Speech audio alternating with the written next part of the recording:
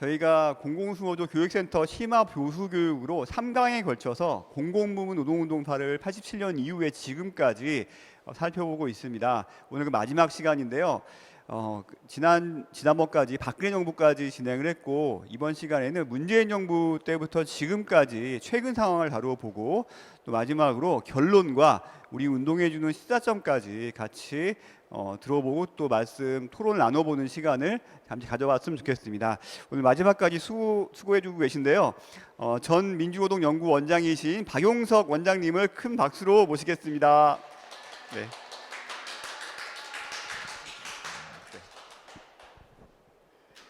예, 별로 재미없는 강의를 그래도 끝까지 들어주셔서 되게 고맙습니다. 사실 여담입니다만 제가 좀 글은 좀 쓴다 소리 듣는데 교육을 잘한다 소리는 들은 적이 없다 보니까 아마 더군다나 이게 약간 좀 운동사가 좀 딱딱한 데다가 강의도 잘하는 게 아니라서 혹시 듣는 분들이 좀 괴로울지 모르겠습니다만 어쨌든 예정된 세 번째 말씀을 드리겠습니다. 사실 90장은 제가 묶어서 한 게 문재인 정부 시기에 공공부 노동운동이 몇 가지 드러났던 문제점이 있었고, 이제 그것이 현재 윤석열 정부 시대에 우리가 극복해야 될 과제가 되는 것 같아서 같이 묶어서 이렇게 오늘 강의 내용을 편성했습니다. 제가 9장 문재인 정부 관련된 내용들은 상당히 내용이 많습니다. 역사를 기록하다 보니 되게 많은데, 근데 막상 이제 기록을 하고 나서 운동사에 대해서 좀 시사점을 설명하려다 보니까 오히려 문재인 정부 때는 내용이 그렇게 많지가 않아서 오늘은 간단히 얘기를 할 수 있을 것 같습니다. 그래서 오늘은 9장 10장에서 첫 번째 문재인 정부의 정책 변화에 대한 진단 한번 보고, 그 다음에 공공부 노동운동, 정규직 중심의 운동이 어떻게 최근에 변화됐는지, 그 다음에 아무래도 문재인 정부 때는 공공부 노동운동의 거의 대부분의 싸움이 비정규 단위 투쟁이기 때문에 그 운동의 투쟁 과정들, 그 다음에 그 몇 가지 중요한 사례들을 한번 짚어보고요. 그 다음에 이제 네 번째, 이게 문재인 정부 시기에 드러났던 공공부 민주노조 운동의 현실이랄까 가볍게 진단해보고, 윤석열 정부는 제가 간단히 그냥 정책 소개하고 6장 7장을 지난 35년간의 운동의 성과를 한번 짚어보면서 문재인 정부 드러났던 공공민주노조 현실을 어떻게 극복하고 새롭게 한국 사회 변혁의 주체로서 공공민주노조 운동이 다시 설 것인가에 대한 의제를 중심으로 과제를 한번 짚어보는 쪽으로 오늘 강의 내용을 잡아보도록 하겠습니다. 예. 잠깐만. 예.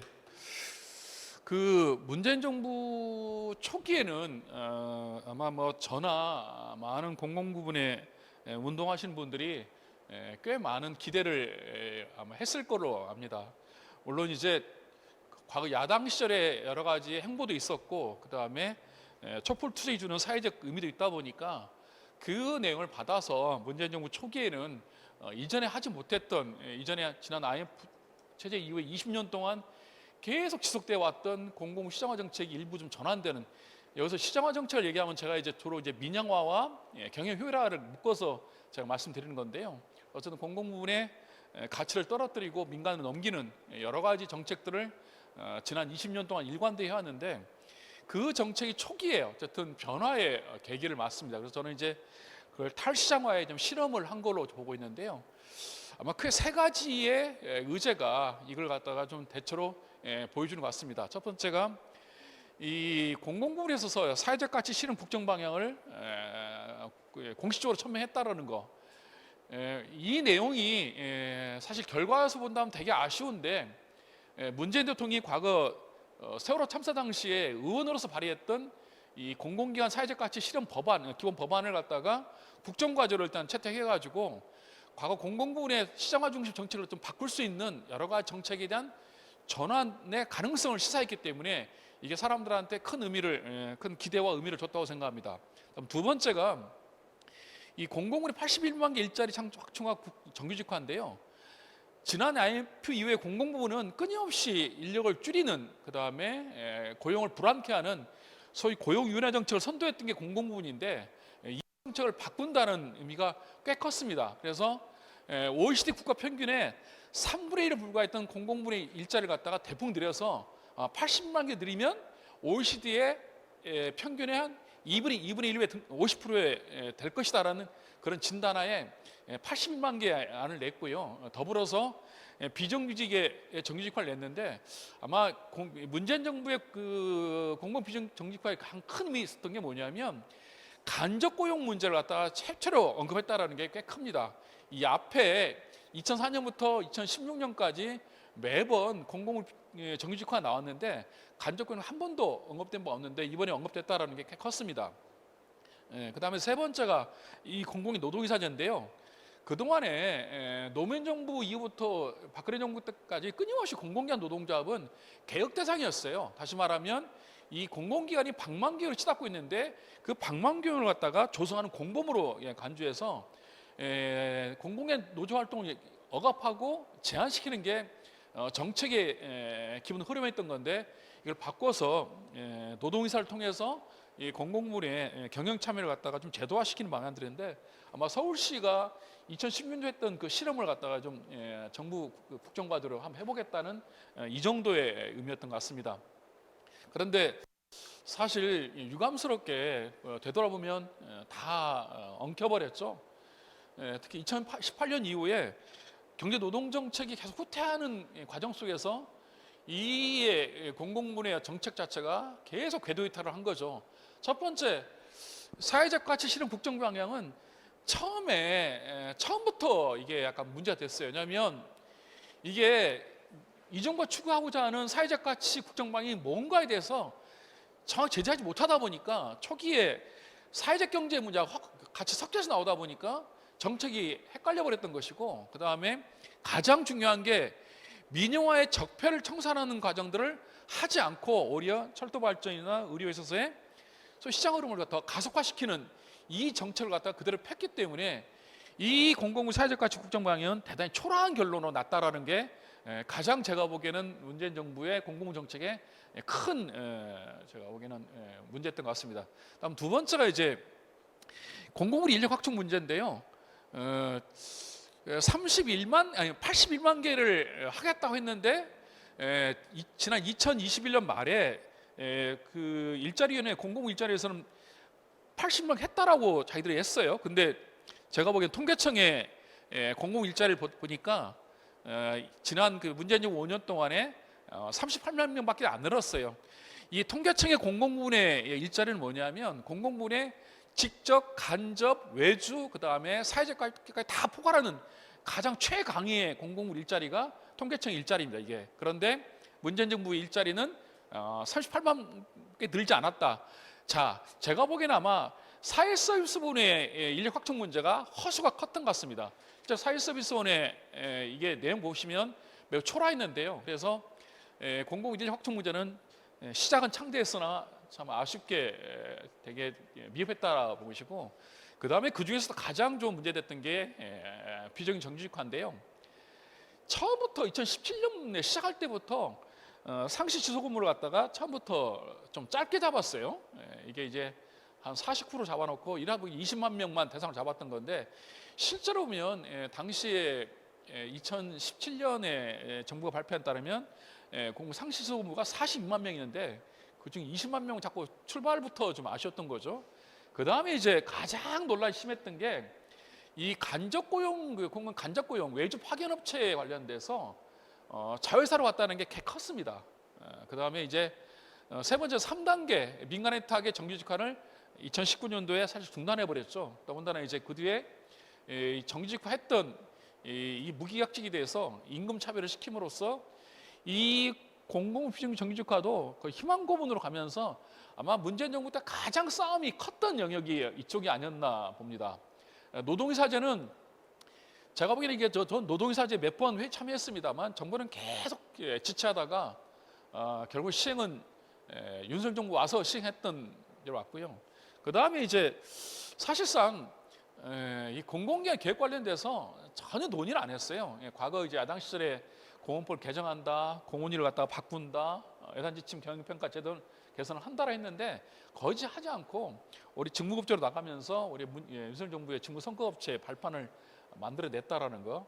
그 다음에 저는 이제 가장 컸던 게 2018, 19년도로 치더라도 2020년 같은 데는 소위 말하면 전세적으로 코로나 팬데믹 시기에 선진국에서 엄청나게 공공부를 확장하고 재정을 확장하는 그런 정책을 폈는데 문재인 정부는 한국판 늦을 내면서 이 공공서비스 확대나 복지 확대나 확장 재정 정책을 다 유보해버리는, 그래서 결과적으로 시장과 기업 중심의 활성화를 내면서 사실상 전 세계적인 어떤 이 탈시장화 흐름에 오히려 문재인 정부가 역행하는 문제를 낳았던 것이고, 이것이 현재 윤석열 정부에 계속되고 있다는 것이 현재 윤석열 정부의 문재인 정부의 계획 흐름인데요. 자, 이 속에서 그러면 제가 문재인 정부 기간 동안에 공공기관 정직 노동조합 운동이 어떻게 했나 한번 꽤 많은 조사를 해봤지만 사실 이렇다 할 큰 싸움이 한 게 없고, 공공기관 노동운동 중에 일부가 있었고, 그 다음에 공무원 정규조 운동이 났다라는 게, 이게 결과적으로 보면 사실상 공무원 정규직 운동의 문재인 정부 때 거의 모습 아닌가 싶습니다. 아무래도 정부가 공공기관을 갖다가 소위 강하게 억제하고 노동자를 갖다가 적대시하지 않았기 때문에 노동자 입장에서는 맞서 싸우는 노력을 하지 않아서 결과도 정규 노동자들이 싸움을 크게 하지 않았던 것 같은데요. 제가 확인해 보니까 어쨌든 보면 의미 있는 몇 가지의 사례들이 있다 한다면 서울교통공사 노동조합이 통합됐던 게 꽤 컸다고 생각합니다. 이 부분들은 과거 지하철 공사 두 개가 나눠지면서 결과적으로 계속 안 맞았던 여러 가지의 어떤 과정들, 이런 게 통합되면서 노동조합이 어렵사리 2018년 통합을 만들어냈던 거고, 그것이 현재 지금 오고 있는데 아마 제가 보기에는 꽤 컸던 이게 아마 박원순 시장 때 했던 나름대로 의미 있는 것 같기도 하고요. 그 다음에 철도노조하고 그 다음에 부산철철노조가 어쨌든 이 시기에 좀 싸움을 했던 건데, 철도노조는 과거 어떤 해고자 복직이나 KTX 승무원의 이 문제 포함해서 그 다음에 고속철도 통합 문제까지 포함해서 싸움을 벌였는데요. 가장 의미 있는 게 자회사하고 정규직화 같이 싸움을 했다라는 게 그나마 의미 있는 싸움이었던 것 같고, 또 하나 중요한 게 공공부의 조직 혁신 노력을 한번 노사간에 함으로써 다른 공공기관에 좀 모범적인 사례를 만들어냈다는 게 꽤 의미 있었던 것 같고요. 부산지하철은 원래 부산지하철 노조가 2007년도에 원래 부산 공공서비스부를 통합해서 같이 단일 노조를 만들었는데, 같이 이제 투쟁하면서 2019년도에 7월달에 파업 들어가서 당시 의미 있는 합의를 했어요. 당시 이제 1.8%의 임금 인상 중에 절반을 갖다가 안전인력 추가로 채용할 수 있도록 재원을 활용함으로써 약 한 150명을 추가로도 채용했던 이런 어떤 노력들을 함으로써 공공부 노동조합의 어떤 사회적 책임을 키우는 데 있어서 꽤 많이 이렇게 회자가 됐는데요. 저는 다만 이제 이 내용이 너무 지나치게 문재인 정부도 많이 강조되다 보니까 이게 뭐 상생 화합의 논리로 자꾸 부각됐던 게 제가 다소 좀 거슬렸습니다만 그나마 의미 있는 싸움이었던 것 같습니다. 공무원 노조 정규조 같은 경우에는 박근혜 정부 때 노조 법내 노조로 날리던 여러 가지 공무원 노조나 정규조가 다시 원성 회복되는 과정들인데요. 공무원 노조는 제가 보기에는 뭐 가장 컸던 게 2018년도 법령 전환도 컸지만 2020년도에 큰 싸움을 통해서 해고자 복지 특별법을 갖다가 발의해서 전원 복직시켰다는 거. 물론 전원은 안 되고 2명은 복직 못했다 하더라고요. 어쨌든 당시 해고자 240명을 복직시키는 큰 싸움을 했고, 그다음 소방공무원 노조를 조직화시키면서 지금 공무원 노조가 2021년 12월 달에 15만 4천 명으로서 굉장히 조직이 커졌습니다. 그래서 이건 공무원 민주노조 운동에서 큰 나름대로 의미 있는 성과를 볼 수 있고요.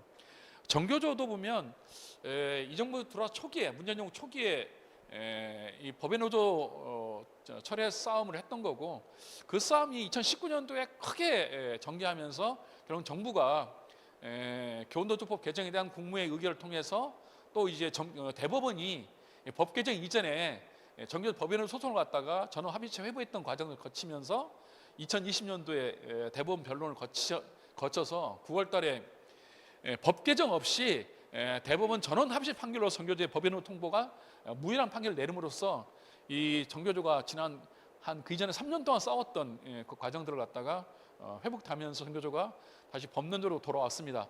다만 아쉬운 건 뭐냐면 2021년 조합 2020 12월 달에 정교조 43,000명인데 한국노총 교사노조연맹이 48,000명으로서 현재 역전당했던 문제가 남아 있어서 정교조가 좀 대세히 좀 여러 가지 아쉬운 게 있고, 또 하나 이제 이게 이제 이 교육기관에 있는 비정규직 문제에 관련 정교조가 아직까지 명확히 입장을 잘 못 정하고 있다는 게 다소 아쉬운 게 좀 남아 있습니다. 어쨌든 이제 공공 비정규 문제가 문재인 정부 때 궤도 이탈하면서 비정규 투쟁들이 곳곳에서 많이 벌어지는데요.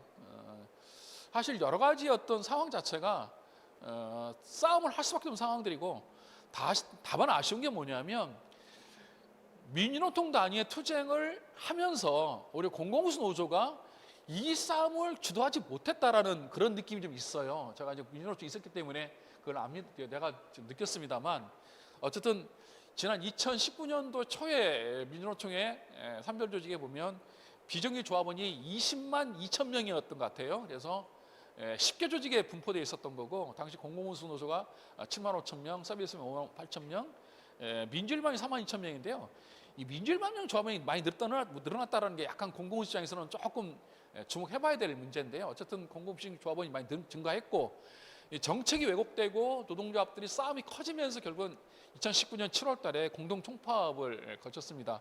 3조직 공공운수 노조, 원래는 처음에 시작할 때는 보건의 노조, 정부경제 같이 했습니다만, 파업에 참여한 노조는 공공운수나 서비스 민주일반인데요.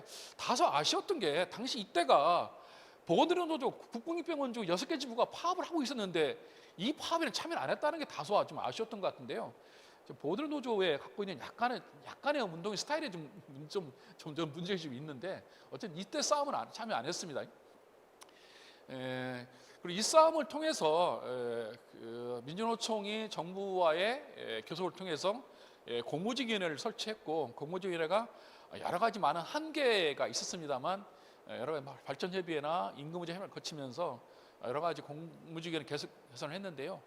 문재인 정부의 공공비정규직 정책 자체가 궤도 이탈한 상황에서 공무직위원회가 큰 역할을 하지 못했어요. 처우개선 문제나 임금 차별 문제를 손을 못 대다 보니까 3년 동안 활동하긴 했습니다만 아쉽게 마감해버렸던 거고, 아까 말씀드린 것처럼 저는 이제 2019년도에 7월 총파업전을 거치면서 공공운수 노조가 어쨌든 중심에 못했다라는 다소 아쉬운 문제는 제가 느낍니다. 공공 대표 노조를 표방했다면 뭔가 이게 공공운수 노조가 좀 더 강한 좀 자기 주체성과 주도성이 필요했을 것 같은데 이게 아쉬운 게 남아 있습니다.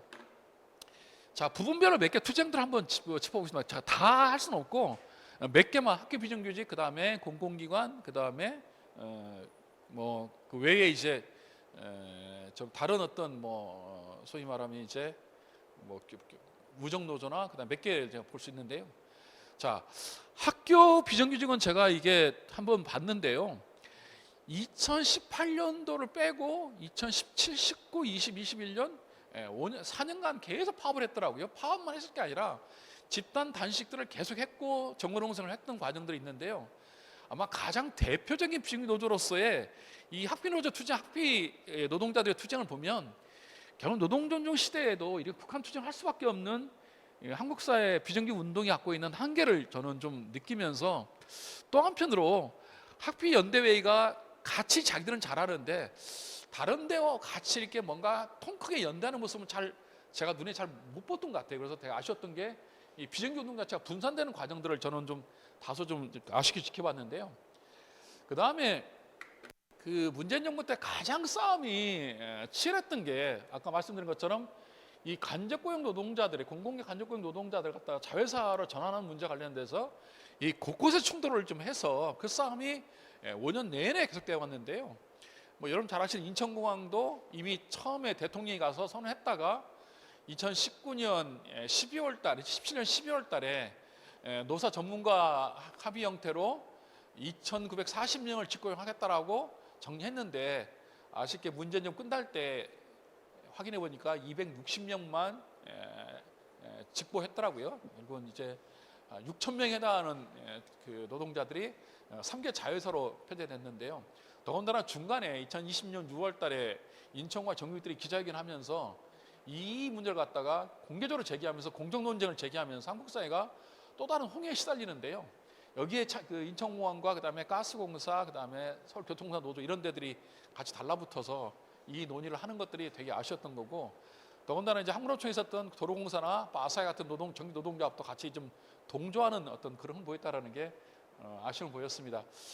그 자볼드는 뭐 잘 알다시피 2018년도 하반기에 극단적인 투쟁을 통해서 11월달에 합의를 했습니다만 2년 동안 아무것도 하지 않고 상생협약이 종료됐고, 실제로 문재인 정부 때 거의 아무것도 못하고 자벌드는 교섭도 제대로 못한 상태에서 끝이 났습니다. 도로공사는 워낙 싸움이 컸던 싸움인데요.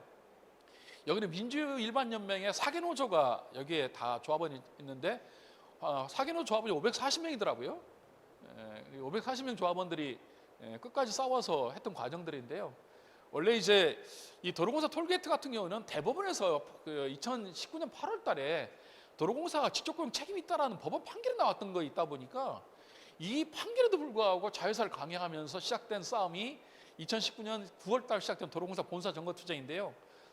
민주적인 대연대까지 해서 엄호했습니다만 실제로 싸움 한 6개월 동안 하고 나서 2월 달에 마무리했던 과정들이 있고, 지금은 어쨌든 그냥 도로공사 조합원 법원으로 판결을 통해서 들어갔던 사람 500명만 현재 지금 들어가 있는 상태입니다. 그 위는 자회사에서 끝났기 때문에 더 이상 직구가 안 되고 있고요.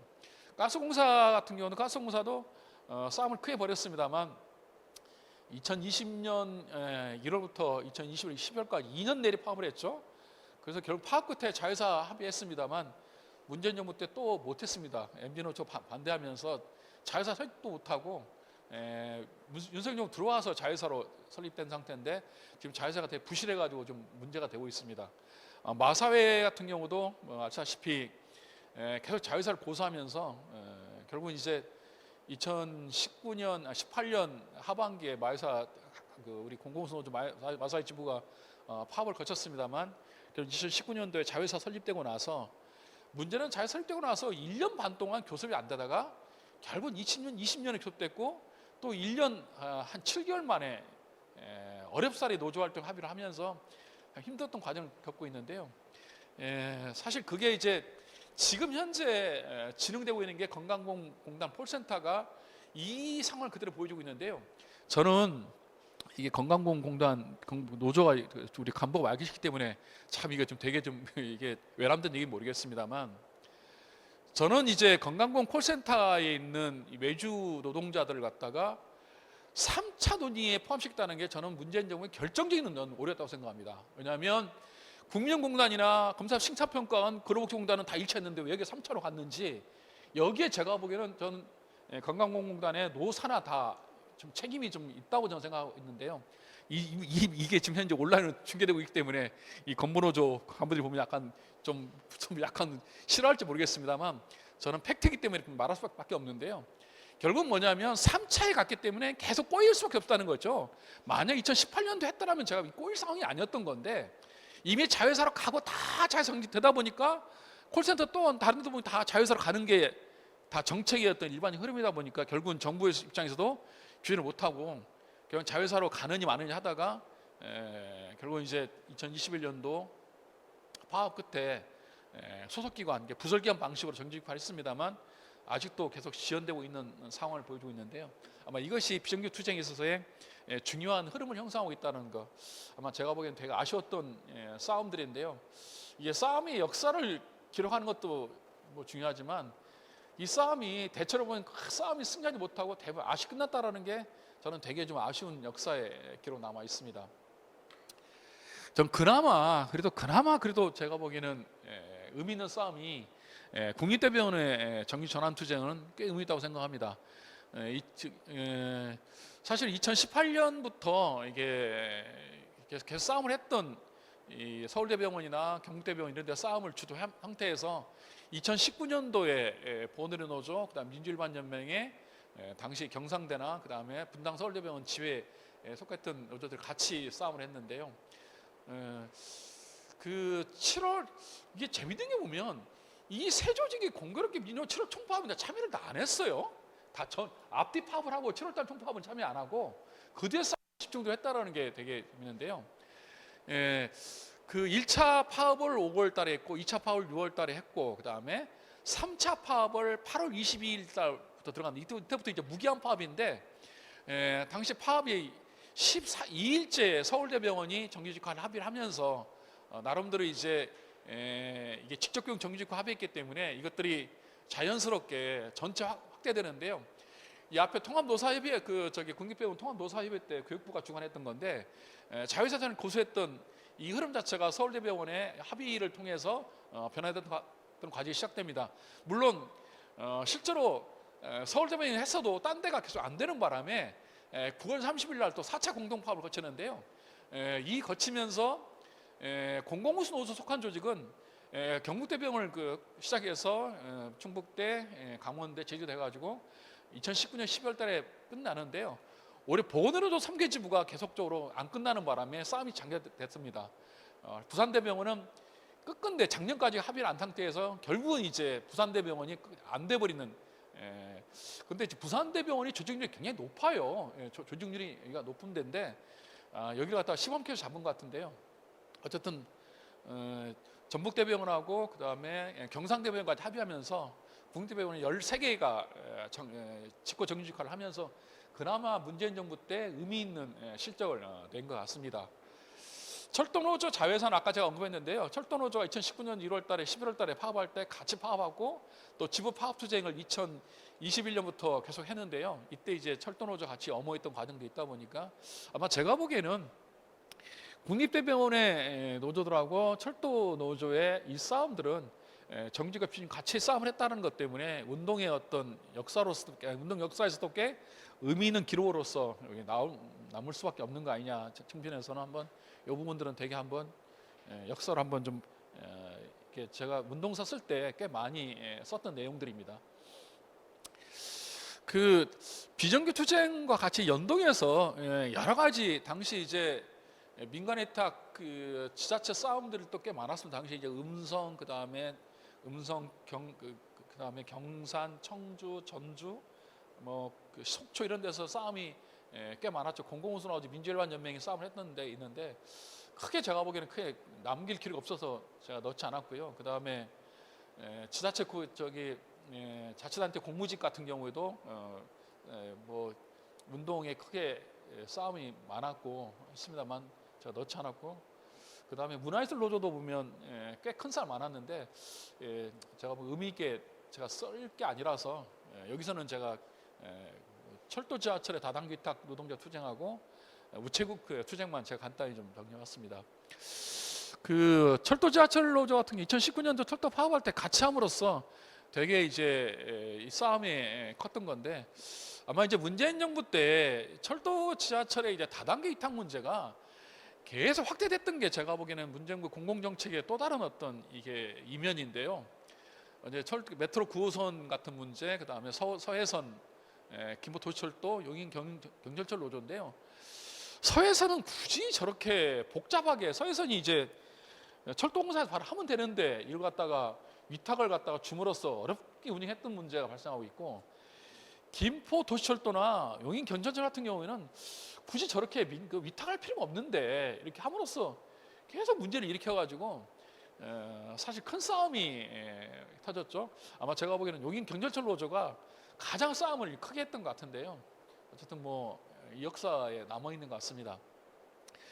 서울 메트로 9호선은 1단계 노조하고 그다음에 2단계 지부들이 싸움을 했던 과정들이 연달아 있었던 거고 나름대로 그 싸움을 통해서 어느 정도는 아직까지 뭐 이게 민간 위탁으로 가지 않는 2단계는 머물러 있는 것 같습니다.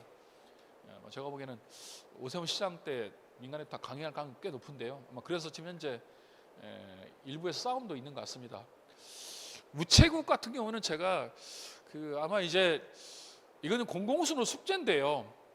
이게 집배원 노동자들 같은 경우에는 민주우체국본부를 통해서 통합적으로 관리해서 현재 싸움을 주도했던 과정들, 그 다음에 우정노조와 같이 싸우면서 끊임없이 어떤 운동 지평을 키우면서 노동조합의 기반도 강화하고 노동자들의 권리도 보호했던 과정이 있는데 이게 이제 택배 쪽 여기는 뭐냐면 결국 이제 특수교육을 해가지고 물류지원단이 관리했던 그 개인 사업자 위탁식 체계인데요. 여기는 유감스럽게 보면 공공운수가 화물연대 조직하지 못하고 있고 조직 갈등이 있을 때 택배노조가 이걸 조직을 함으로써 현재 택배노조 우체본부에 들어가 있는데요.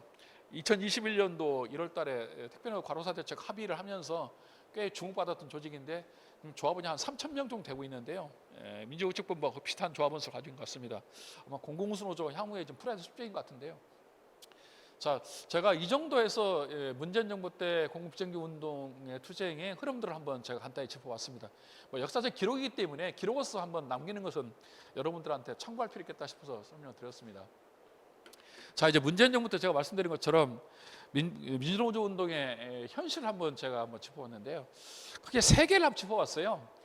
조직의 어떤 증가 둔화되는 추세가 있고, 그다음에 공공부문의 운동 자체 갖고 있는 한계가 있고, 그다음에 공공선별노조 운동과 그다음 민주노총 내의 조직 갈등 문제를 중심으로 한번 간단히 짚어봤습니다. 우선 이게 공공운수노조 한국민주노총에 제가 통계를 내보니까 순수 공공부문이 2021년 말에 56만 5천 명이더라고요. 근데 이제 우리가 공공부 속한 조직이 10개인데요. 10개 조직의 2021년 고용 통계에 따르면 조합원이 70만 1,000명입니다. 이게 여기가 이제 2016년도를 기준으로 본다 한다면 약간 이제 26만 명이 늘어났는데요. 요 늘어난 숫자는 정규직 공무원 노조가 정규직 공무원 노조가 포함되어 있는 숫자입니다. 그래서 정규직 공무원도 포함된 상태에서 조합원 숫자가 이렇게 늘어났습니다. 그런데 한국노총 조합원 숫자가 23만 명 늘어남으로써 한국노총이 해당 조직이 9개인데요. 그게 20만 1,000명에서 40만 8천 명, 그러니까 44만 8천 명에서 70만 1,000명 늘어났던 민주노총보다 증가율이 훨씬 높습니다. 한국노총이. 그래서 이게 우리가 열심히 민주노총의 조합원 증가했다라고 했는데 통계상 본다 한다면 민주노총 속한 공공부문의 조합원 숫자가 한국노총에 비해서 증가율이 좀 더 돼요. 자, 공공수 볼까요? 공공수가 그 기간 동안에 8만 명이 늘어났습니다. 2016년 비해서 2021년까지. 이건 고용노조 통계입니다. 근데 공공노련이 9만 1천 명이 늘어났고, 그 다음에 공공력 8만 2천 명 늘어났습니다. 그 다음에 민주일만 명이 한 3만 5천 늘어났는데요. 우리 여기에는 지역일반도 12,000 포함하니까 실제로 한 2만 4천이 늘어났죠. 그 다음에 가장 여기서 좀 중요히 봐야 될 게 한국노총의 공공사회산업노조가 5천 명에서 4만 4천 명. 제가 작년 통계 보니까 5만 명이 넘었더라고요. 그래서 이걸 제가 말씀드린 이유가 민주노총의 공공부문 조합원 수가 둔화되는 것도 있지만 공공운수 증가도 둔화되고 있다는 현실을 이게 한번 봐야 됩니다. 물론 원인은 여러 가지 있고 이거 왜 이런가에 대해서 한번 해봐야 되겠지만 제가 보기에는 공공운수 노조 한번 이거에 대해 진단을 한번 했던 보고서를 내가 보질 못했거든요. 한번 짚어야 되는 문제가 아닌가 싶습니다. 어쨌든 원인을 알아야 어쨌든 공공 대표 노조로서의 위상을 찾을 것 같은데요. 제가 다른데 통계는 잘 모르겠는데 그 통계가 확인 가능한 게 이제 중앙공공기관과 지방공기업, 지자체 출자 출연 쪽 조합원을 한번 제가 알리와 크리나이하고 이걸 갖다가 그때 이 연구를 하는 게 있어서 먼저 한번 알아봤는데요. 중앙공공기관의 조합원 숫자가 공공운수가 그 기간 동안에 5년 동안에 조합원이 2만 한 6천 명 늘어났어요. 민주노총의 조합원은 한 17,000 공공운수가 2만 주 늘어났는데 그 민주노총에 17,000이 늘어났습니다. 이게 보건의료가 10,000명에다가 민주일만 정보경제명이 늘어난 숫자입니다. 이게. 그 다음에 한국노총 공공연의 공공기관 조합원 숫자가 굉장히 큽니다. 그러니까 3만 3천 명이 늘어납니다. 그래서 이제 이게 중앙공공기관 조합원에 있어서 비중이 공공소득 비중이 지난 5년 사이에 이만큼 줄었다라 32.2%로 줄어 있는 게 현실입니다. 이게 2016년도에 33.6%인데요. 제가 보기에는 이게 계속 갈수록 이럴까 제가 좀 걱정되는 상황입니다. 그다음에 지방공기업도 보면 공공조합원이 이제 한 14,000명 늘어났는데요. 민주노총 1,400 늘어났는데 죄송합니다. 1,400명이요. 민주노총의 다른 조합은 다른 조직이 약간 3,000명이 늘어났습니다. 여기 이제 사실 지방공기업의 민주일반연맹 조합원이 많이 포괄을 하고 있어요. 그 다음에 한국노총도 보면 이 시기에 한 3,000명이 늘어났죠. 미상급 그 소속이 없는 상급단체 없는 데가 5,000명 늘어나다 보니까 이 공공수노조의 조합 지방공기업 조합 비중이 2010년도도 52.2%에서 44% 줄어 있다는 겁니다. 약간 예외가 이제 지자체 출자 출연 조합원 숫자는 좀 늘어났습니다. 공공수가 이제 약 한 3,000명이 늘어났는데요. 이 늘어난 숫자의 한 3분의 1은 공공연구노조가 늘어난 숫자입니다. 공공중앙보다는. 그래서 출자 출연 지자 출자 출연 조합원 숫자는 좀 늘음으로써 비중이 좀 늘었다는 정도 수준인데요. 어쨌든 이 공공문의 민주노조의 조직의 확대 증가 추세와 공공운수노조의 증가 추세가 둔화되는 현실이 한번 우리가 짚어야 될 일단 첫 번째 문제인 것 같습니다. 그다음 두 번째는 이 공공기관의 민주노조 운동인데요. 공공의 민주노조 운동은 지난 30년 동안 운동을 선도했던 조직인데 어쨌든 문재인 정부 기간에 이 탈시장화 실패하는 과정들 이게 있었는데 정말 이 탈시장화 실패하는 과정 속에서 싸움이 잘 안 보였던 것 같아요. 발전이나 가스에 소위 말하면 경쟁체를 많이 넘어가고 있고 소위 말하면 뭐 보건 같은 경우도 공공체계가 계속적으로 정체되고 있는 상황에서 실제로 큰 싸움이 안 보였다라는 거.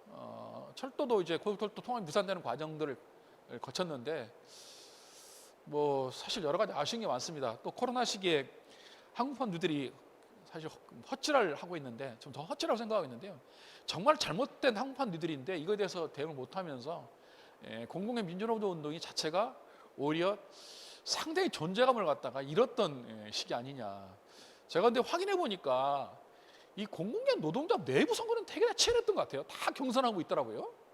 이게 평화 시기이기 때문에 싸움은 안 되고 내부 경선은 치열하고 그 다음에 이 세대교체 흐름 속에서의 어떤 노조 혁신이나 노조 민주주의 문제에 대해서 되게 아쉬운 문제가 나타나다 보니까 소위 말하면 세대교체에 맞는 여러 어떤 과제들이나 운동의 전략들을 갖다가 내지 못하면서 최근에 젊은 세대 중 나타나고 있는 공정 담는 문제에 대해서 이 우리가 했던 사회공성 의제와 결합시키고 있는 여러 가지 어떤 아쉬운 문제, 그다음 전체 공공기관 노동도 연대하면서 이를 돌파하지 못하다 보니까 사업장 내부에서 계속적으로 세대 간의 갈등 문제, 그다음 MZ 노조 출범하는 문제 관련돼서 여러 가지 아쉬움들이 나타나고 있다라고 저는 보고 있어서 어쨌든 이게 기업별 노조 운동이 강화되는 경향 속에 나타나고 있는 이 문제가 공공기관 노동조합의 큰 한계다. 특히 이제 아까 철도나 발전, 국립대병원을 빼고는 공공기관 비중 투쟁들이 전개되는 상황에서 정치과의 연대가 대부분 안 되거나 아니면 그걸 방치하는 경향이 나타나고 있다는 것도 되게 아쉬운 부분이 있습니다. 사실은 또 하나 아쉬운 게 뭐냐면 문재인 정부 기간 동안에 공공 비정규 운동들이 되게 활성화되고 투쟁 많이 했습니다만 정착 비정규 운동들도 다 개별화되는 경향이 있어요. 이게 정치가 통합되지 못하고 싸움 집중하지 못하는 한계가 있다 보니까 전체적으로 공공기관의 어떤 민주노 운동 자체가 정규직과 비정규 할 거 없이 전체적으로 되게 여러 측면에서의 아쉬운 한계. 아마 제가 보기에는 과거 이제 소위 뭐 억압적인 어떤 상황과 공공 민영화 시장화 압박 속에서 이 저하는데 그 익숙했던 투쟁의 어떤 그 전략 자체가 이 변화된 정세에 맞게끔 새롭게 능동적으로 기획하고 이 공세적으로 전환하는 여러 가지 전략 자체를 못 세웠던 것이 이런 어떤 공공기관 민주노조 운동이 지난 5년 동안에 이런 한계를 보임으로써 아마 제가 보기에는 이런 한계 때문에 산별노조 운동도 그렇게 진전이 안 된 것 같다라는 생각이 듭니다. 그래서 이런 한계를 보인 것이 두 번째 문제로 저는 짚을 수 있고요.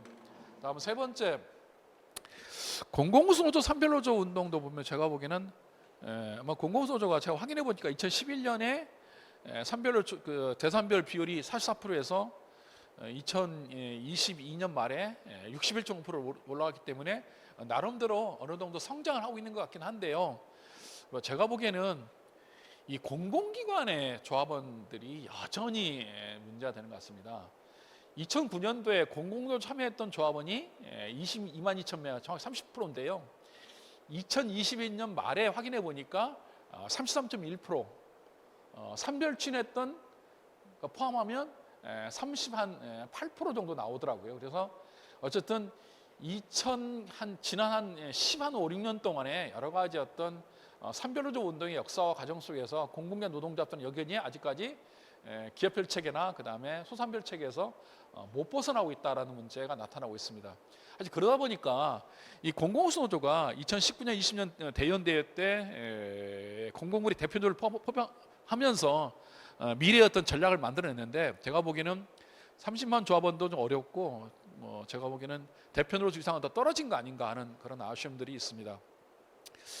그 올해 2월달에 현정위원장이 촉한 그 정기대의원 집행부가 이제 2026년 말에 완성하겠다는 목표를 세웠는데요. 확인해 보니까 공공우수를 좀 완성하겠다는 게 2007년 이후에 6번째 목표를 세웠습니다. 그래서 6번째는 성공을 하기 바라는데요. 어쨌든 기본적으로 보면 이 산별노조 운동 한계에 있어서 결정적인 문제가 이 공공기관 노동조합을 어떻게 산별노조 운동에 포함시킬 거냐. 아까 좀 전에 말씀드린 것처럼 이게 여기다 나타나는 문제하고 이게 서로 동전의 앞뒤면인 것 같습니다. 제가 보기에는 이 운동 전략을 새로 세우는 문제가 산별노조 운동의 어떤 완성과 질적 발전에 연계되는 거 아닌가 싶습니다. 그다음에 또 하나 이게 또 무시 못할 변수 중에 하나가 민주노총 안에서 공공부문 조직화 경쟁이 너무 지금 갈등이 너무 세서 이게 조정이 안 되는 수준인데요. 저는 민주노총의 중앙지도부에 대한 강한 불만이 있는데 이걸 갖다 전혀 지도를 하고 조정을 행사를 못 하고 있고 실제로 약간 보면 제가 한편 가끔 느끼는 게 뭐냐면 공공우수 노조에 대한 약간은 좀 보면 견제 심리가 좀 있는 것 같다는 생각이 들어요. 공공우수가 커진 거에 따라서 오히려 민주노총은 이게 정파를 떠나서 약간은 그런 게 좀 없잖아 있더라고요. 그래서 제가 보기에는 그래서 이게 이런 것들이 전체 공공우리 민주노조에서 여러 가지 안 좋은 문제가 나타나는 게 있는 거 아니냐는 측면에서 좀 민주노 중앙이 갖고 있는 여러 가지 한계에 대한 좀 저는 분명한 문제의식이 있고요. 그러나 저 중요한 건 뭐냐면 민주노총 갖다가 욕하기 앞서서 공공우수 노조가 과연 대표 노조로서의 자기 어떤 역량과 운동 발전을 키울 수 있는 보다 좀 분명한 노력과 실천의 노력을 가지면서 내부가 좀 더 강하게 단결하는 모습을 키워줘야만이 민주노총 내에 존재하고 있는 이런 조직 갈등 문제에 대해서 좀 더 공공우수 노조가 이후에 확실한 어떤 대표 노조로서 위상을 보여줄 수 있지 않을까 하는 그런 기대를 해봅니다. 어쨌든 이런 어떤 현실이 문재인 정부 때 드러났던 공공 민주노조 운동이다. 제가 운동사를 쓰면서 이 내용을 꽤 많이 언급했는데요. 이거는 사실은 운동사에 넣을까 말까 하다가 고민했던 내용입니다만 그래도 한 번은 짚고 가야 되겠다 싶어서 제가 통계상에 확인 가능한 데이터를 앞세워가지고 제가 진단을 해봤습니다. 자, 이제 윤석열 정부 왔는데요. 윤석열 정부는 뭐 제가 설명드릴 필요 없이 그냥 딱 보시면 알 것 같은데요. 자, 이게 참 이게 보면 국정 방향 자체가 MB 정부를 그대로 모방하고 있는데 이게 그 민간 중심 일자리 창출이라 규제 완화, 그 다음에 감세와 공공지주 효율화 이 문제가 다 이명박 정부 때 냈던 걸 그대로 다 보고 있는 것이고 그래서 이런 시장 근본주의를 갖다가 집박시키고 있는 것들이 있습니다. 지금 공공기관 구조조정 문제만 따지면 2021 작년 한 해 되게 시끄러웠는데요.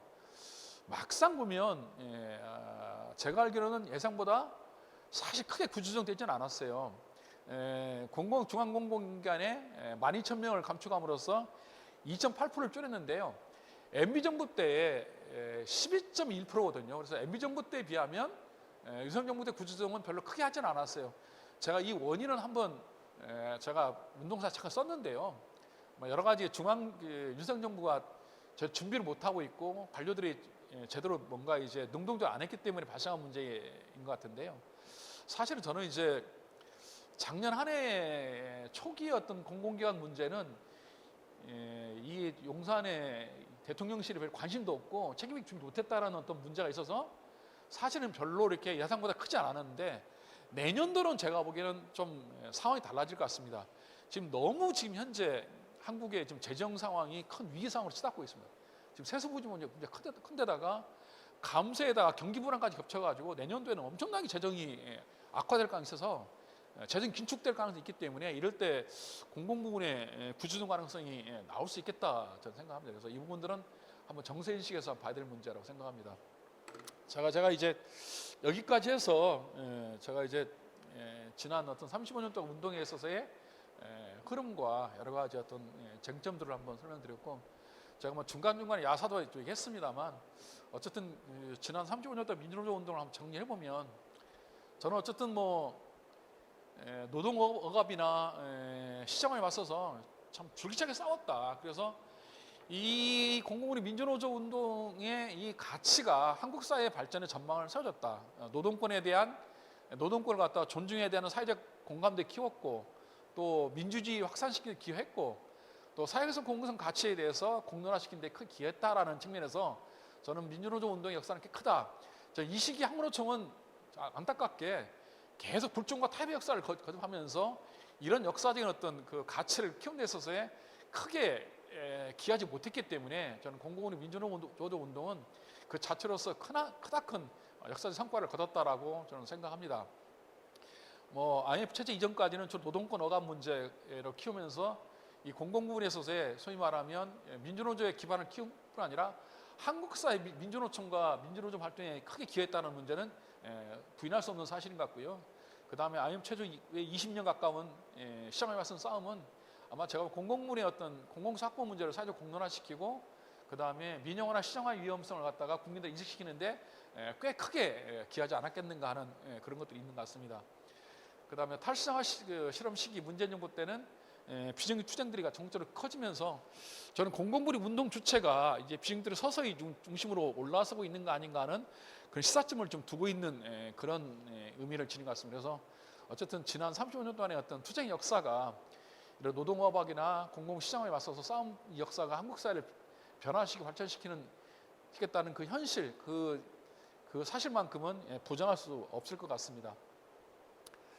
그 다음에 이제 두 번째로는 어쨌든 그 양적으로 성장하고 질적으로 발전됐다는 사실을 또 부인할 수 없을 것 같습니다. 94년 4월 11월 달에 공로대 키울 동료대가 띄울 당시에 민주노총 준비 소속은 64,800명이 불과했습니다. 당시 한국노총은 19만 3천 명이기 때문에 압도적으로 한국노총이 많았던 겁니다. 중간 노조가 한 7, 8만 있었는데요. 그러나 이게 2000년에 보면 공공부리 민주노총에 19만 7천 명, 한국노총이 21만 명에서 비등해졌고요. 2021년도에는 거의 10년도 더블 스코어로 커집니다. 16년 보시면 거의 민주노총의 조합원 숫자가 한국노총의 더블 스코어로 커진 만큼의 공공부리 민주노조가 엄청 성장을 한 사실 분명한 역사로 남아 있습니다. 그 다음에 공무원 정규노조가 끝까지 버텨줌으로써 민주노조 운동의 기반이 유지되고 있고요. 철도나 지하철, 에너지, 사회보장, 그다음 국공립병원이나 출연연구관들이 아직까지 민주노조의 틀을 유지했다는 것은 꽤 큽니다. 한국통신이나 몇 군데가 민영학이 떨어져 나갔던 게 아쉬운 게 좀 있습니다만, 그래도 어쨌든 이런 데들이 끝까지 싸워줌으로써 민주노조의 기반을 키워주고 있고, 아마 이것이 장래 희망을 줄 수 있는 거 아니냐 하는 겁니다. 저는 공공우수 노조도 아직까지 공공우수 완성이 지연되고 있는 문제도 있지만, 어쨌든 전체 공공부문 노동조합들이 뭉쳐서 공노대를 만들고 공공 3조직을 결성을 하고, 그다음에 공공연맹, 공공운수연맹, 이 공공노조들 발전되었던 역사는 어쨌든 부인할 수 없는 운동의 질적 발전 역사로서 남을 수 있는 거 아니냐는 측면에서 어쨌든 35년 동안 역사를 본다 한다면 여러 가지 한계와 아쉬움도 많았지만 그 역사에 남을 만한 이런 흔적들이 있고, 이것이 한국 사회 운동에 크게 기여했고 한국 사회 개혁에도 크게 기여했다는 사실은 분명한 사실인 것 같습니다. 그래서 이 부분에서는 우리가 자긍심을 가져도 무방하겠다 저는 생각합니다. 자, 그러나 이제 어쨌든 아까 이제 문재인 정부 때 드러나고 있는 몇 가지 문제점들을 보면서 어쨌든 공공민주노조 운동이 앞으로 이제 어떻게 한번 좀 전망을 세울 것인가 하는 측면에서 저는 이제 이거는 제가 운동사에 크게 다루지는 않았어요. 그러나 제가 강의를 마치면서 좀 문제적인 수준에서 어쨌든 앞으로 이런 논의를 좀 하면 어떻겠냐 하는 생각이 듭니다. 저는 이제 아까 35년 동안의 민주노동 역사가 노동권 억압과 공공시장에 맞서서 저항의 투쟁의 역사라고 했는데요. 사실은 우리가 계속 저항만 할 수 있는 문제는 아니라고 생각합니다. 그래서 이제는 한국 사회가 후진적인 체제를 갖다가 바꿀 수 있는 이 대기업의 전망들을 갖다 구축하는 게 매우 중요하지 않겠나 하는 겁니다. 특히 최근의 사회경제 현실을 보면 이게 윤석열 정부라고 하는 이런 어떤 걸 떠나서라도 지금 한국 사회가 경제, 사회 전체적인 측면에서 굉장한 다중의 위기에 처해 있어요. 그래서 제가 보기에는 이 한국 사회가 지속 가능성이 있는가 의심할 정도로 여러 측면에서 많은 한계를 들여오고 있고, 이런 한계를 갖다가 극복하는 데 있어서 공공부의 역할은 매우 중요합니다. 제가 이제 처음에 교육을 시작할 때, 첫 층을 할 때 이 공공부문이 갖고 있는 여러 가지 가치를 얘기할 때, 이 고용이 커지고 공공 서비스가 확대되면 그 사회에 불평등이나 양극화가 완화될 수 있다는 OECD의 제가 보고서를 갖다가 인용한 바 있는데요. 제가 보는 공공부문이 커지면 그만큼의 한국 사회가 분명히 나아질 수 있다고 생각합니다. 여기 보시면 자산소득 불평등 개수가 우리나라 지금 OECD 최악인데요. 특히 가처분 소득 진위 개수가 우리나라가 굉장히 좀 안 좋습니다. 근데 이게 무슨 문제냐면, 제가 이제 재정용을 하다 보니까 이 가처분 소득 진위 개수가 정확히 어디에 필요하냐면 국가 재정이 필요해요. 국가 재정이 확장을 많이 하고, 그다음 조세 부담률이 높고, 많이 걷어서 많이 지출하는 나라일수록 이 가처분 소득에 있어서 진위 개수가 낮아요.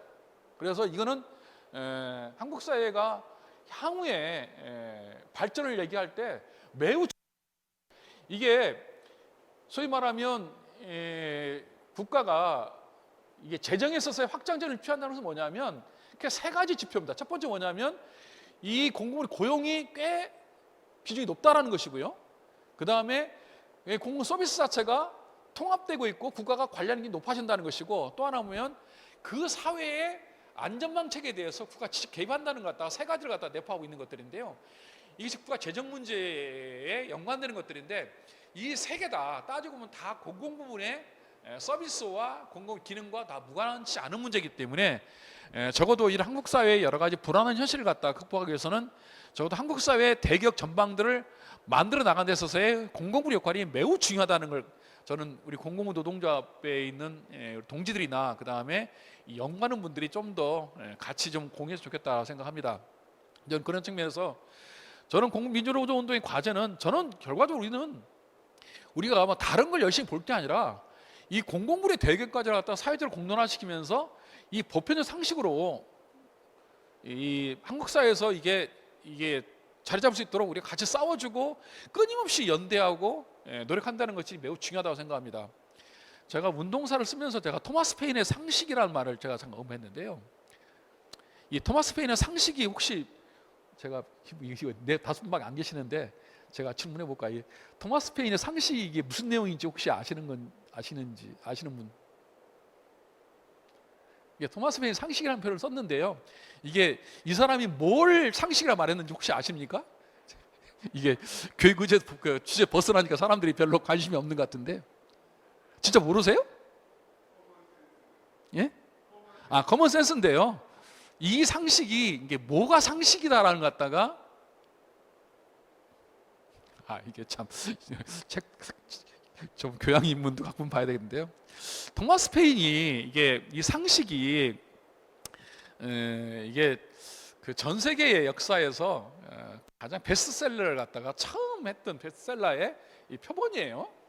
당시 미국에서 그게 이제 미국 독립전이 시작된 게 1770년 시작되잖아요.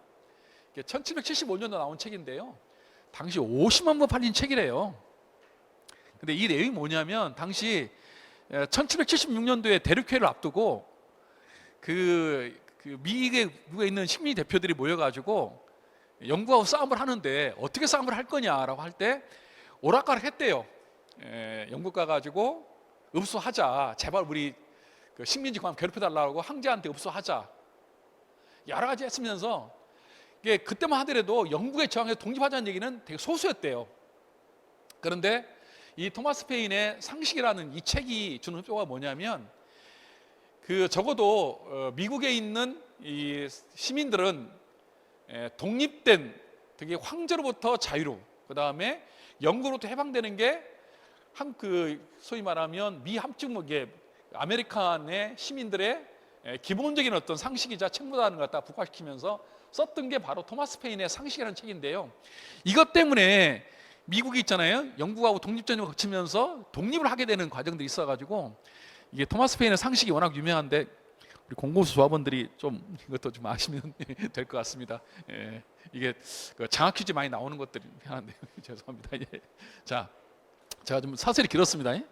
어쨌든 저는 공공부의 개혁 과제가 우리 공공부 노동조합한테는 되게 중요한 문제이긴 한데 일반 국민들한테는 잘 알려지지 않았던 문제가 있어요. 그래서 어쨌든 우리가 이제 얘기하고 있는 이 공공부의 공공성 확장을 위한 국정을 토대, 재정운용 전략이나 운영의 어떤 미주적 원리, 거버넌스 문제, 그 다음에 공공기관의 관리 체계를 공연을 확대시키고 민영화를 중단시키는 문제, 그 다음에 공공기관 내에서의 어떤 사업장 내의 어떤 지배구조, 그 다음에 경영 참여를 활성화시키는 문제, 그 다음에 이제 고용과 노사 관계에 있어서의 모범적 사용자 모델. 아마 제가 보기에는 이제 공무원 고용을 확대시키고, 그 다음에 좋은 일자리를 키우고, 그 다음에 교섭을 집중화시키면서 정부가 교섭에 참여하고 있고 부당 노동을 규제하고 있는 서구 선진 모델을 갖다가 한국 사회가 지금 필요하는 것들인데요. 자, 저는 이게 왜 중요하냐면 제가 이제 공공부문을 갖다 민주노총 연구원에서 제가 공공부문 연구를 하면서 제가 이제 복지하고 공공부문하고 재정을 세 개를 다 같이 들여다봤는데요. 우리나라는 이 공공부문의 고용, 그다음에 재정, 그다음에 소위 말하면 아까 말했던 불평등 문제가 다 연관돼 있다라는 거예요. 그리고 이게 공통점이 뭐냐면 이게 보면 우리나라가 2021년 7월달에 공적 선진국 체계로 웅크다트에서 인정했거든요. 그런데 이 체계가 전체적으로 아직 선진국 체계가 안 되고 있다라는 문제가 꽤 크기 때문에 적어도 이제 이런 개혁과제 문제를 키워줌으로써 이런 내용이 한국 사회에서의 좀 보편적 상식으로 자리잡도록 싸우는 게 저는 매우 중요한 과제가 아닌가 싶어서 이게 오늘 교육의 어떤 내용이 약간 핀트가 좀 벗어났습니다. 제가 이제 이 정책 얘기하는 자리가 아닌데 여러분들한테 한번 제가 간단히 말씀드렸던 것은 이런 것들을 공공 개혁과제를 갖다 공론화시키려고 하면 자 우리가 한번 운동을 어떻게 한번 좀 전환시킬 것인가에 대한 고민들을 좀 한다고 생각합니다. 저는 그래서 좀 기본 방향과 핵심 과제를 한번 제가 한번 간단히 뭐 이게 이 운동사의 그 내용이 무슨 정책 보고서가 아니기 때문에 간단히 그냥 던지는 수준에서 제가 냈는데요.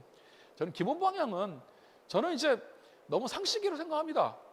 우리가 수동적 방어 투쟁에서 좀 공세적으로 좀 가자. 앞으로는 정책 변화를 위해서 그렇게 하려면 기업 단위 업종별 어떤 경제주의 투쟁에서 벗어나서 전체 총단계로 투쟁을 가야 되는 것이고, 그다음 공공 개혁 과제로 가야 된다는 거. 그다음에 저도 공공 전체 같이 계급적 연대할 방향으로 가야 된다는 좀 지극히 상식적인 어떤 이런 내용들을 한 번 정도 다시 한번 운동의 발전 과제로 좀 삼는 게 어떻겠냐는 측면에서 누구나 다 아는 기본 방향을 한번 다시 한번 저는 말씀드리고 싶고요. 그다음에 그럴 경우에 저는 5가지 핵심 과제가 있다고 생각합니다. 우선 저는 이제 되게 좀 아쉬운 게 민주노총의 공공부 노동조합들이 정부를 상대로 싸움을 해야 되는데 내부에서 갈라지고 연대 안 되고 이 갈등하고 있는 문제가 너무 저는 되게 위험한 상황이라고 생각해서 저는 공공 민주노조 운동 아까 이제 그 56만 명 아마 제가 확인한 게 60만 넘더라고요. 이 조직들이 뭉쳐서 정부와 싸울 수 있는 이 연대에 대한 전망을 마련하는 거, 공무노조, 전교조, 공공운수와 해서 진짜는 좀 하나의 의제 가지고 싸울 수 있는 전망들을 한번 공공부 노동조합들이 이제 만들 필요 있지 않냐. 저는 공공운수 노조도 이 고민을 해야 될 때가 좀 온 것 같습니다. 그래야만 저는 이제 비정규 운동들이나 이 공공부문의 조직을 대표할 수 있는 나름대로의 어떤 그런 어떤 슬로건이나 그 다음에 그런 전략들을 갖다가 저는 낼 수 있다고 생각하고요. 그다음 두 번째는 너무나 당연한 얘기인데요. 공공부문은 저는 기업별 체계를 이제 뛰어넘는 게 이건 제가 보기에는 이건 선택이 아니라 이건 너무나 당연하다고 생각합니다. 세상 전 세계 어느 나라에 공공부 노동조합이 기업별 체계를 한 나라가 거의 없거든요. 일본도 기업별 체계 별로 없습니다. 우리나라만 지금 기업별 체계인데 이거 대개는 특이한 제도예요. 그래서 적어도 우리 공공부의 민주노총이나 공공부를 할 것 없이 우리가 그렇게 전투적 운동을 표방하고 강하게 정부 맞서 싸우고 하는 이 조직인데 노동조합은 기업별 체계다? 이건 제가 넌센스라고 생각해요. 그래서 이 문제는 저는 공공부 삼별노조 운동이 옳고 그름을 떠나서 저는 분명하게 좀 이건 돌파해야 된다. 저희 건보노조 안 계시는데 죄송합니다. 철도노조, 건보노조, 서울교통사 노동조합, 10,000명 넘는 노동조합, 그다음에 공공연구노조.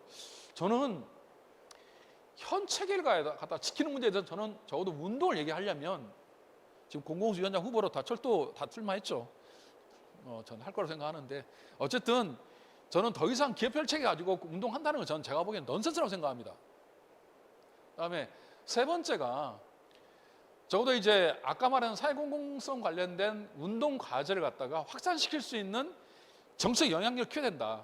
가장 중요한 뭐냐면 공공부문은 그 자체가 정권의 정부를 갖다 바꾸는 문제가 해야 되기 때문에 그 우리가 열심히 싸운다 되는 게 아니라 한국 사회 전체가 같이 연대해서 전체가 이렇게 광범 연대를 통해서 바꾸지 않으면 절대 법이나 제도나 정권이 안 바뀐다는 문제를 여러분들이 아셔야 되기 때문에 공공운동은 공공부기 아무리 연대 잘해도 제가 보기에는 그 차차식 태풍인 것 같고요.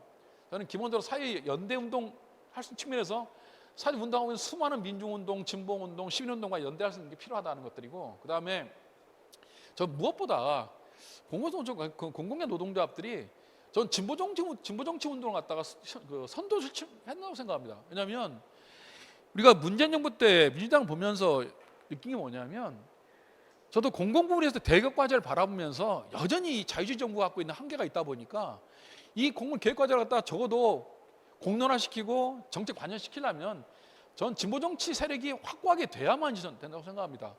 사실 여러분 뭐 독일이나 영국의 스웨덴 이런 나라도 보면 3인당이 다 집권해서 이 공공부문의 기반을 키운 건 맞습니다만, 따지고 보면 그 안에서 끊임없이 계급적 운동들이 계속 싸우고 하면서 그 3인당을 갖다가 계속 왼쪽에서 계속 견인했기 때문에 발생했던 거기 때문에 적어도 진보정치 운동을 갖다가 공공부문은 좀 더 적극적으로 해야 된다는 생각인 것이고, 그 다음에 공공부는 저 사회적 대화나 이 사회적 대화에 대해서 되게 지나치게 기피하거나 이걸 배관시하면 안 된다고 생각합니다. 이 공공부수 노조가 사회적 대화에 대해 대대 부정적인 마인드가 강한데요. 공공부는 적어도 정치적 공론의 장을 마련하는 데 있어서 인색하면 안 된다고 생각합니다. 그래서 이 사회적 대화에 대해서도 더 이상 인색하나 너무 지나치게 배관시하는 문화는 한번 저는 바꿀 필요가 있지 않을까 좀 조심스럽게 얘기해 보고요. 그 다음에 이제 뭐 당연한 얘기입니다만 정규직 노동조합들이 연대를 갖다가 계급적으로 실천하는 문제는 매우 중요하다. 저는 그런 측면에서 여러 가지 이제 과거 시장화, 특히 이제 이 필수 업무가 간접적으로 외주화되는 문제가 많은데요. 적어도 이런 필수 업무를 갖다가 직고용을 통해서 이런 업무를 안정시키고 또 안정시킴으로써 공공부문의 가치를 키우는 문제에 대해서 이제는 적어도 이게 연대를 같이 하는 게 아니라 공공부문에 있어서의 소위 말하면 기능과 가치를 확장한다는 측면에서 적어도 같이 연대해가지고 같이 승리할 수 있는 방을 찾아야 된다는 것이고, 그다음에 마지막으로 좀 공공기관의 조직 혁신 문제에 대해서 이제는 봐야 된다고 생각합니다. 저는 사실은 우리가 공공력 운동의 초기 출발은 이 공동체 운동이거든요. 근데 최근 들어서 이 세대 교체되면서 이 공동체 운동에 대한 이것들이 많이 무너지고 있는데요. 적어도 이제 이걸 키우려면 저도 사업장 내부에서 공공기관에서 어떤 것들이 좀 더 이게 많은 세대들한테 차별을 갖다 차별을 완화시키고 소통을 확대시킬 수 있는가 하는 이런 여러 가지 어떤 운동의 어떤 가치와 전망들을 키우는 문제가 필요하다고 생각하는데요. 저는 공공기관 조직 혁신 문제를 들여다보면 기업 단위에서는 저는 기본적으로 안 된다고 생각합니다. 적어도 기업을 뛰어넘는 운동을 해야만이 이게 되는 것이지, 기업 단위 내에서 아무리 얘기해도 이 공동체 운동에 대한 것 형성될 수 있을까? 지금 되게 위험한 게 뭐냐면 젊은 세대의 MZ 노조 같은 경우는 공동체 운동을 갖다가 이 소위 말하는 거부하고 있거든요. 공동담론이 뭐냐면 능력과 성과를 해가지고 자꾸 개별화되는 쪽으로 가고 있는데요. 이 운동을 바꿀 수 있는 이런 어떤 흐름들은 뭐냐면 저는 조직운영 혁신을 통해서 적어도 사업장 내부에서 차별받지 않고 소외받지 않고 민주를 소통할 수 있는 문화가 되는 것들이 저는 매우 중요하다는 측면에서 이 5가지 과제가 저는 지금 이제 우리 민주노조 운동을 얘기하는 우리들한테 좀 필요한 게 아닌가 싶습니다. 사실 오늘의 과제 한 반 이상은 운동사 내용이 아니라 꼰대가 얘기하는 그냥 순수하게 데리고 말았는데요. 다만 저는 이제 운동사를 쓰면서 공공부문 운동이 많은 역사 성과를 내고 여러 가지 한계를 냈습니다만, 이런 과제와 전망들을 갖다가 좀 더 구체화하고 실천한다면 이 공공민주노조 운동이 더 큰 성장할 수 있는 그런 길이 보이지 않을까 싶어서 제가 꼰대라는 어떤 그런 개념 하에 제가 마지막에 과제에 대한 순서를 좀 했습니다. 강의는 이것으로 마치겠습니다. 고맙습니다. 네, 감사합니다. 네, 질의응답 시간을 잠깐 갖는 것으로 하겠습니다. 여기 계신 분들도 질의해 주셔도 좋고요. 줌에 계신 분들은 채팅창에 남겨주시면 저희가 받아서 질문을 드리겠습니다. 아직 안 올라왔죠. 그래서 시간을 약간 하기 위해서 제가 질문. 네, 그 아까 설명하실 때 이런 부분이 있었는데 문재인 정부 시기에 공공부문 조직이 공공수노조보다 딴 데가 많이 늘어났다. 근데 그걸 원인 진단해야 된다라고 하셨는데 불친절하게도 원인은 말씀 안 하시고 넘어가셔가지고 그 원인에 대해서 어떻게 생각하시는지 말씀을 좀 간단하게 여기 이쪽에 네, 좀 해주세요. 네. 제가요. 제가 조사를 안 해봤기 때문에 아니 사실은 뭐 제가 그건 한번 우리 동지들하고 한번 제가 나누고 싶은 얘기인데요. 한번 조직진단 한번 해봤으면 하는 생각이 듭니다. 예, 정말 이제 다른 데가 왜 갔는지 제가 이제 최근 들어서 민주노총 나간 조직들 한번 몇 군데를 한번 방문 적이 있었거든요. 제가 이 교육때 거론했던 제가 저 옛날에 예술전당 노동조합 워낙 그 불멸의 어떤 승리를 했던 그 노동조합들, 그다음에 정리안전공사 노동조합, 환경공사 한번 제가 연구원장 할 때 우연찮게 몇 번씩 한번 가봤던 데들이에요. 한번 물어봤거든요. 공공운수나 민주노총으로 와야 되지 않겠냐라고 했을 때에 그분들이 반응이 뭐냐면 이게 전체를 대표할 수 있는 얘기는 아니라고 생각합니다. 민주노총과 민주노조의 가치가 정확히 뭔지 잘 모르겠다라는 거예요. 공공운수 노조가 과거에는 저도 공공연맹과 공공운수연맹을 끌어오면서 적어도 한국 사회 변혁과 그 개혁과 공공운동을 주도했다고 생각하는데 자기가 볼 때는 요즘 그런 생각 안 든다라는 거예요. 대부분이 공통점이. 그러다 보니까 돌아가야 될 그런 필요성을 못 느낀다라고 했는데 그 서너 군데의 노조에 가지고 제가 얘기할 수는 없는 것들이고 저는 아직은 이게 소위 말하면 좀 진단해봐야 되는 문제 같고 제가 얼마 전에 전력질 노동조합이 공공운수 다 갔다고 해서 한번 제가 지난 강의 때 말씀드렸죠. 전력질 노동조합은 공공부문에 민주노조 운동할 때 파업 제일 많이 한 사업장이 서울대병원, 두 번째 의보 건보노조, 세 번째가 전력질 노동조합이에요. 이게 빅3입니다. 정확히 전력질 노동조합이 그 89년부터 시작해가지고 2005년까지 파업을 27번 했어요. 아니 26번이요. 그리고 제가 지난번에 강의 때 말씀드린 것처럼 김대중 정부 때 완벽하게 승리했던 유일하게 우리나라 공기업 민영화 인력감축 구조정 완벽히 막아냈던 유일한 노동조합입니다. 그런데 이 노동조합의 과거의 운동의 가치에 대해서 지금의 조합원들은 전혀 인정을 안 한다는 거예요. 그럼 과거 얘기일 뿐이다라는 거예요. 지금은 어쨌든 우리의 어떤 밥벌이가 중요하다. 그래서 아니 그게 나가는 밥벌이 좋냐 그랬더니 나가는 게 좋다고 생각한대요. 그래서 한국노총이 전력에너지 연대하면 뭐 나아질 거라고 생각하는데 근데 전력기술 같은 경우가 제가 확인해 보니까 문재인 정부 기간 동안에 직원 수가 굉장히 많이 늘었어요. 그래서 내가 그 늘은 숫자를 대하면서 아니 이만큼 조직이 늘어났으면 나름대로 그 조직이 안정된 아니냐 했더니 전력산업 늘어난 것에 비해서는 별로 안 늘어났대요. 전력산업 전체의 총 부가가치 늘어난 것에 비해서는 전력기술에 늘어난 건 별로 없대요. 뭐 제가 잘 모르겠으면 어쨌든 간에 답을 한데요. 뭐 그건 이제 그쪽 얘기고 어쨌든 저는 아직까지도 원인에 대해서는 잘 모르겠고 모르겠다는 게 아니라 뭐 개인적으로 이렇게 짐작하는 건 몇 군데 그런 게 또 있습니다만 일반화시켜 말할 수는 없는 것 같고요. 한 번은 저는 종합적으로 집행부가 만약에 공공부 집행부가 새로 출범하면 한번 그런 과제를 짚어봐야 되는 거 아닌가 이런 생각합니다. 예컨대 정보경제연맹에 가 있는 조직들에 대한 한번 얘기, 그 다음에 아까 나갔던 데들 있잖아요. 저 공공노조 왔다가 공공운수에 와 있지 않는 현재 전기안전, 광해공단, 환경공단, 그 다음에 저기 서울에너지공사, 그 다음에 옛날에 열심히 싸웠던 예술전당 같은데 이런데 저는 노조 한번 만날 필요 있다고 생각합니다. 왜 그런 건지. 그래서 여러분들이 한번 필요하면 종합적 진단을 통해서 적어도 대표 노조로서의 어떤 그런 걸 해봐야 되는 거 아닌가. 제가 답을 참 너무 좀 불성실하게 한 게 모르겠습니다. 네, 질문이 들어온 것 같습니다. 네, 마이크 계세요? 네. 네, 읽어주세요. 네. 네, 발전노조 재용순 동지가 올려주셨는데요. 혹시 공공 부분에서 복수노조 이후에 양대노총 가입률 변화를 분석한 것이 있을지에 대해서 물어보셨습니다. 그건 제가 잘 뭐라고 답.